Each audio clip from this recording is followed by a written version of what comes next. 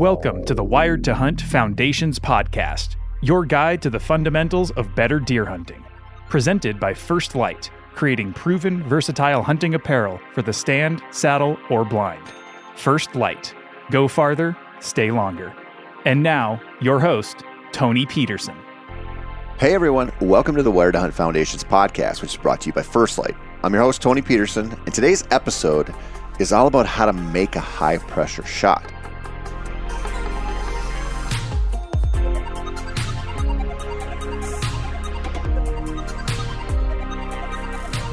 If you're into cliches, pay attention to hunting media right now. With us Northerners knocking on the door of the rut, it's time to hear all about, how it's the most wonderful time of the year.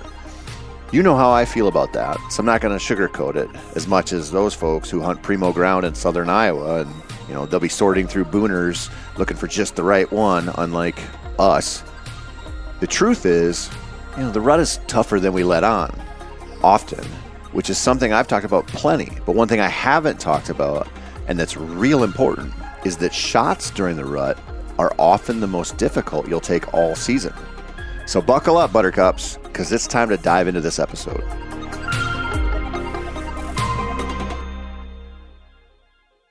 I'm sick of driving. I don't envy the general European lifestyle a whole lot, but the thought of living in a place where I could bike just about everywhere kind of has a little bit of an appeal. Mostly probably because I don't actually live there and don't actually have to bike to get my groceries or whatever. Here in good old America, we drive a lot. We live in a big country and things are far apart. We also have a culture of car ownership and often don't emphasize public transportation outside of metro areas. I can't prove this about driving, but I think it stands to reason that it's a numbers game as far as something going wrong. I've been in a couple accidents in my life. The first was entirely my fault, and if I'm being totally honest, I was eating pieces of a muffin off of my shirt, and I was also super hungover, and I rear-ended a car at a stoplight while I was going about 7 miles per hour, and she was going about 3. It was probably the slowest car accident since people were driving Model Ts around. Other than a slight crack on her fender, that was about it. The cop who wrote up the report gave me a general speeding ticket because mostly he kind of just wanted to punish me for ruining her morning. Fair enough, I guess. Another time, a couple buddies and I ended up upside down in a ditch, which is a story that I'm not going to tell to thousands of strangers. And the last accident was during rush hour in the cities while my boss at the time was driving and someone in front of us made a really stupid decision that resulted in a chain reaction of cars hitting cars, with us taking a minivan on at about 50 miles an hour. I guess in the span of nearly 30 years of driving and a lifetime of riding in vehicles, that's not too bad. Could have been a hell of a lot worse multiple times. That's part of the reason I'm sick of driving. In perfect conditions, when you're wide awake and the traffic is light to non-existent, driving is pretty safe, probably as safe as walking anywhere. Add in some kind of confounding factor though, like a blizzard or rush hour, or the fact that you haven't slept a whole lot in days because you've been hunting elk. And the odds of something going wrong just increase. The odds of making a mistake go up. I feel acutely aware of this as I get home from one hunt and head out on the next, especially if I'm driving my kids somewhere. The odds of something going wrong are just a little higher, and it pays to be aware of that. It keeps you paying attention a little more, which is a good thing when you're in a heavy hunk of plastic and metal that is powered by the refined remnants of dinosaurs. Focus, being mindful of the conditions, and being honest with yourself about what's going on all keep you from making dumb decisions on the road, or at least mitigate the chances of making a dumb decision. You can't always protect yourself against other drivers. And speaking of that, any of you folks out there that drive during rush hour somewhere, have you noticed the dudes, and yes, it's always dudes, who drive like they're in a NASCAR race? They're the ones going, twice the speed of the general traffic, who weave in and out of lanes and treat the whole thing like a sport. Don't you just want to murder those pricks? I do.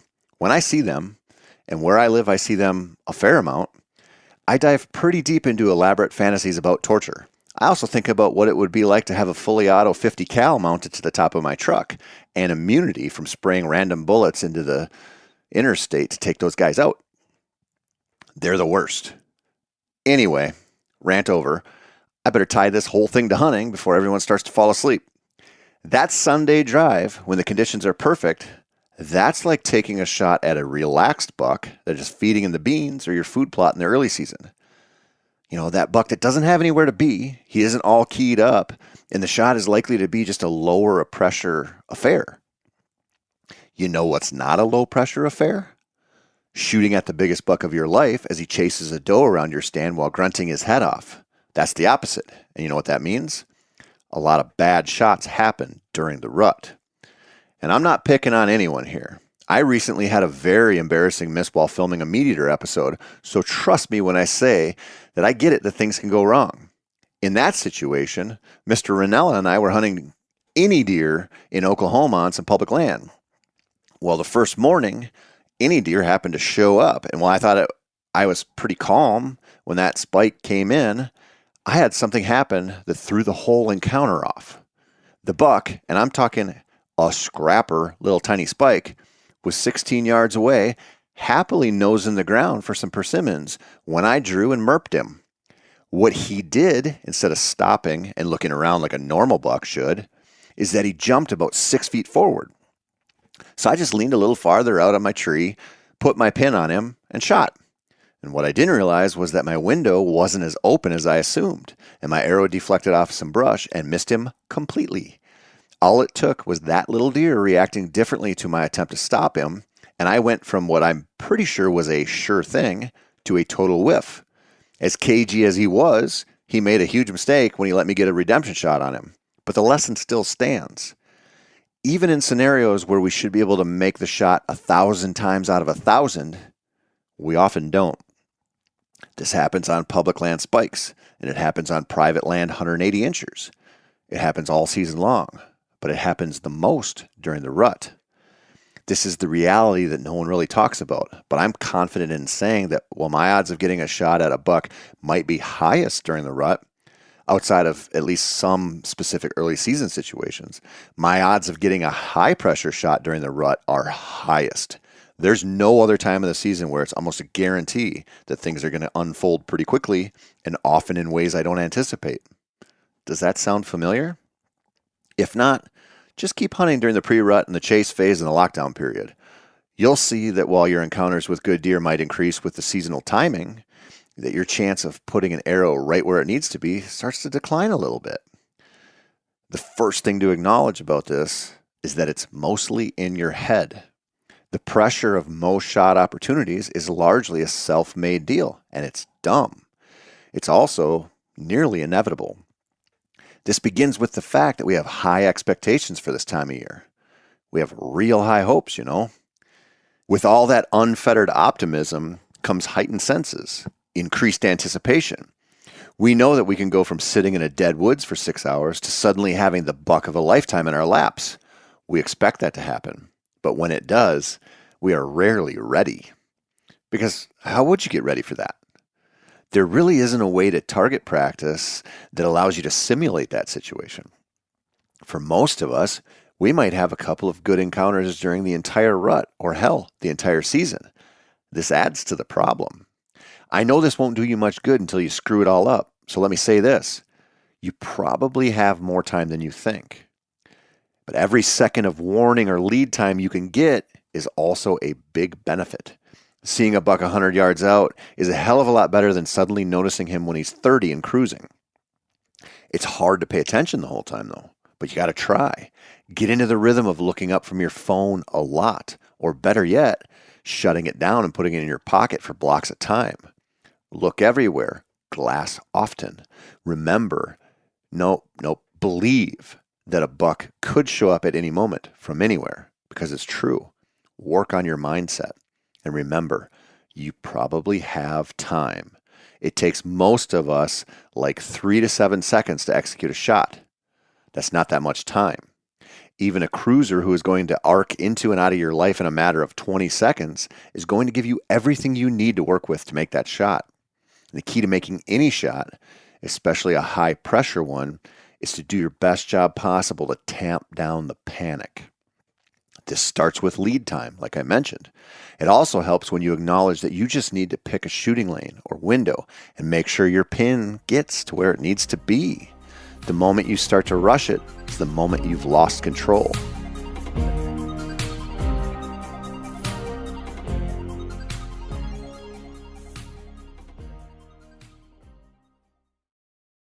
It's kind of like when you're driving down an icy road and suddenly the ass end of your truck stops going forward and starts going sideways. Now you need to steer into the fishtail or accept your fate. With whitetails, there isn't a great way to correct your steering, so to speak. So the best bet is to not let the whole thing start to spin out in the first place. Tell yourself that he's there, his vitals are big, and you know exactly where to shoot him, because you do. If he follows the script and you stop him, the hard part's over. Just settle that pin and shoot. You have enough time, trust me. If he doesn't follow the script, this is when it gets dicey. I don't know how many big bucks I've whiffed on during the rut that I had dead to rights, but then suddenly something I didn't expect happened. But I know it's happened enough. And every time that it did, the odds of me filling a tag plummeted. Here's the thing. It's better to not rush a shot and watch a buck walk away than it is to rush a shot and watch him run away. This might be one of the hardest things to do, and it might be one of the most advanced skills a deer hunter can develop. Knowing when to pump the brakes and not make a potential mistake that could result in a lot of unnecessary suffering on your part, and certainly the deer's, is huge. This is why I'm such an advocate for giving yourself as much time as possible to hunt. If you know you only get one afternoon a week and that ruddy buck comes in on a tear, the odds of not panicking are pretty low. After all, when will you get another chance? I get that we all live different lives, have different priorities, so this doesn't work for everyone. But the more time you have to sit in a place you're confident in, the better off you'll be when a shot presents itself.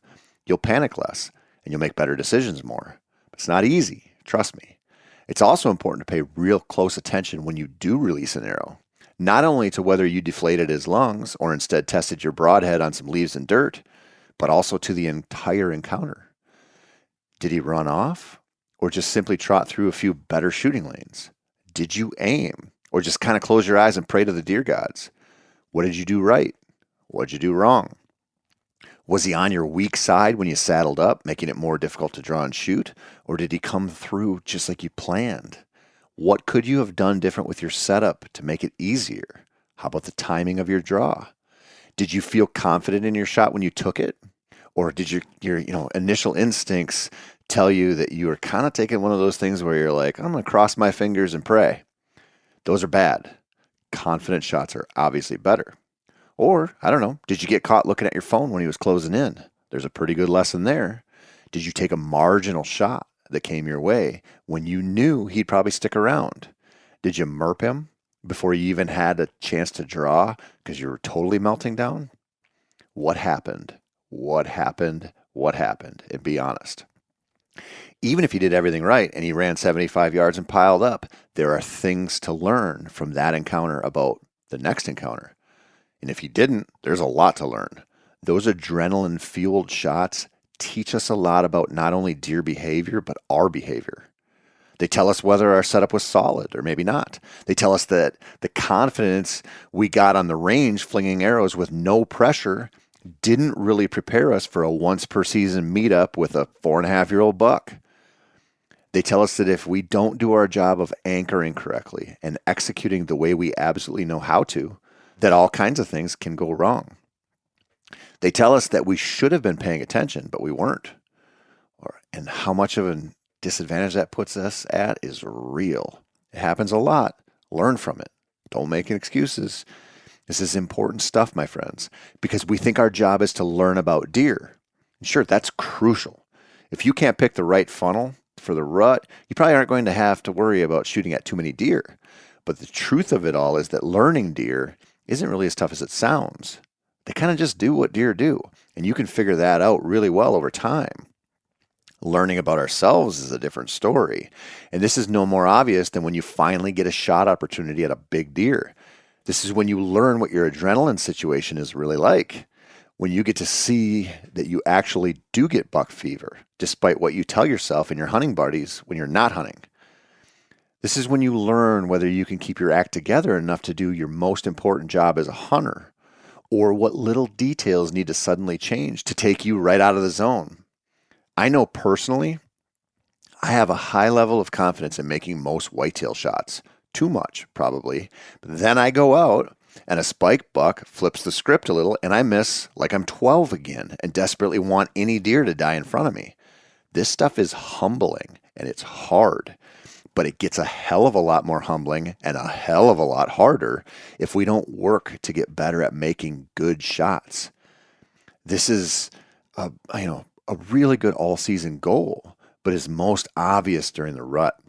That's when you get to test yourself against a high-pressure situation, and that's when you learn if you're a calm, cold-blooded assassin or more likely a not-so-calm, warm-blooded mass of quivering idiocy who can miss a whole deer at ranges you could probably somewhat accurately throw a spear at. It's rough, but you can help yourself. Tell yourself this rut, you're going to pay attention to more. You're going to glass your surroundings more and just tune into the frequency of the woods a little more than you tune into the frequency of your iPhone, for example. Envision those shots. Learn your shooting lanes and windows while you're up there in the downtime. Draw your bow. Aim through them. Even if you're on an old favorite stand that you've sat dozens of times, or especially if you're saddled up in a new area, going for the element of surprise on a public land cruiser. Remind yourself when he's not running in, and certainly when he is, that you have time. If you can get him stopped, you have time. He'll give you the few seconds you need. Just do your job then. And if he doesn't stop, or he does something that you don't expect, learn to let it go instead of trying to force something. This is so hard. But sometimes when you make that call and it threatens to eat your soul alive while you watch him work away from you, the deer gods take pity and they deliver another opportunity to you. This happens a lot during the rut. So give yourself as much time as you can and get ready, my friends. A shot opportunity is probably heading your way, and it's destined to be a wild one. But you can do this. You truly need to believe that. And you should also listen next week because I'm going to break down my rut hunting strategy to hopefully give you some ideas on how to keep up on the deer movement even when it seems like you're the only one who's not experiencing a chase fest around your stand.